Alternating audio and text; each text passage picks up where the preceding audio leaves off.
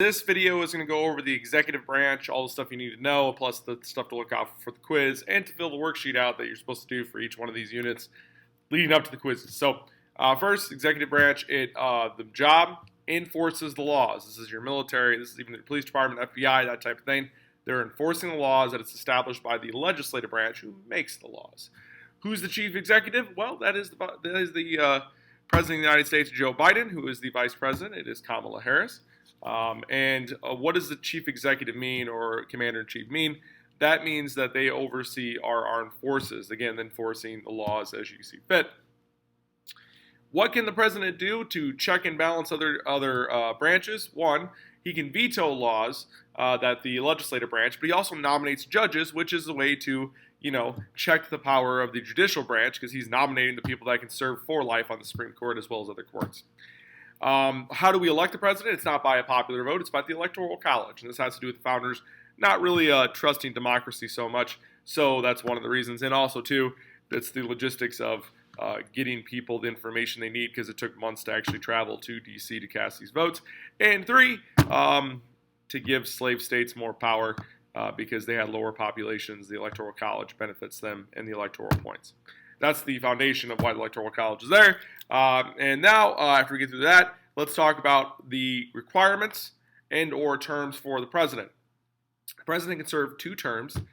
This changes because George Washington actually establishes the precedent of 2 terms, but it's not actually in the Constitution until much later, until we get the 22nd Amendment, 2 terms.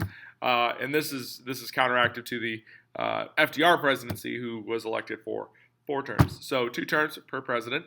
Each term 4 years long. I'll give you a grand total of 8 years. Requirements. President must be 35.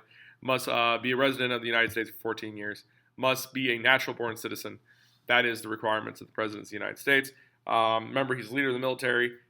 Who's the head of the Senate? That's the vice president. Speaking of the vice president, their only job in the Senate is to cast a tiebreaker vote, because if there is a 50-50 tie, because we have 100 senators right now, Kamala Harris, could break the tiebreaker vote with their 1 vote. Other than that, she does get other jobs assigned to her by the president and tasked by the president. And this is true for all vice presidents for a while. Usually vice presidents actually would just sit there. Yes, John Adams, he hated the vice presidency.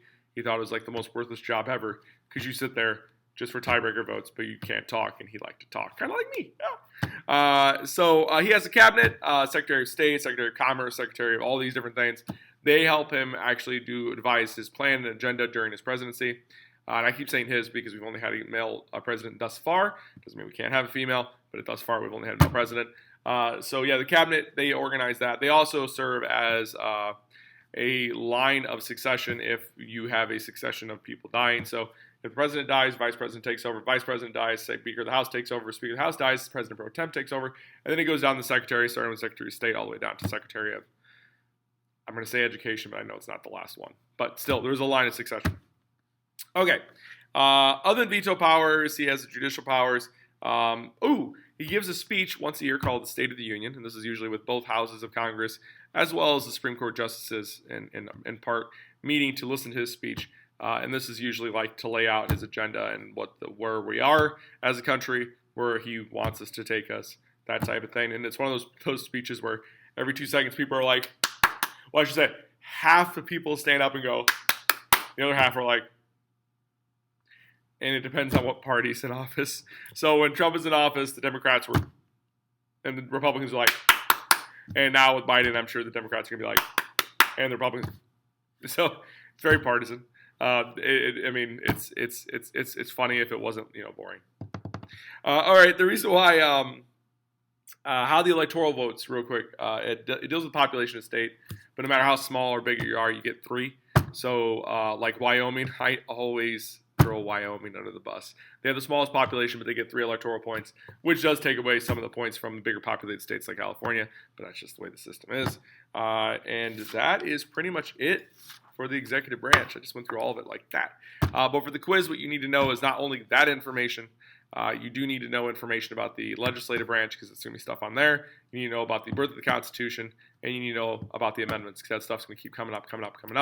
Trying to build that knowledge like little building blocks to get you to where you need to be. So there's the executive branch. Be ready on Wednesday. Let's do this.